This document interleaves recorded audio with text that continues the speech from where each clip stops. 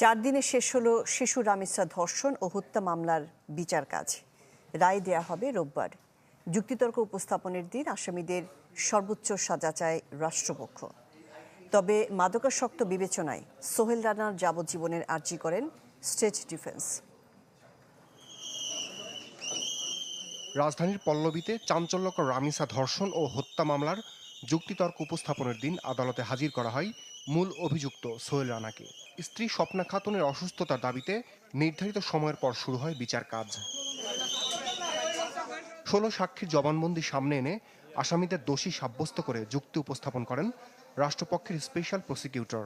ঘটনার দিন ভোর 6টার পর ওই ফ্ল্যাটে সোহেল ও স্বপ্না ছাড়া আর কারো না থাকা, জানালা ভেঙে পালানোর প্রত্যক্ষদর্শী, আসামির দায় স্বীকার করে ক্ষমা চাওয়া সহ সোহেল রানার অপরাধ প্রমাণে তুলে ধরেন যুক্তি। দুজনেরই সর্বোচ্চ সাজার আবেদন করে রাষ্ট্রপক্ষ। তবে সোহেল রানাকে মাদকাসক্ত দাবি করে যাবজ্জীবন সাজা চান রাষ্ট্রনিযুক্ত আসামি পক্ষের আইনজীবী।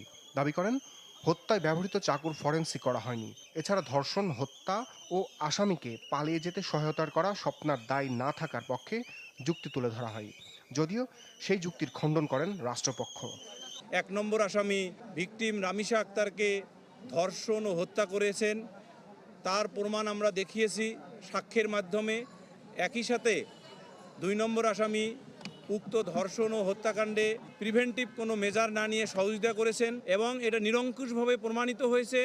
ইতোমধ্যে রেকর্ডকৃত সাক্ষ্য ম্যাটেরিয়ালসের মাধ্যমে আমরা এর সিভিয়ার পানিশমেন্ট চাই। গতকালকেও বিজ্ঞ আদালতে সে বলেছে সে দোষী, সে মাপ চায়, তার মানে সে অপরাধী।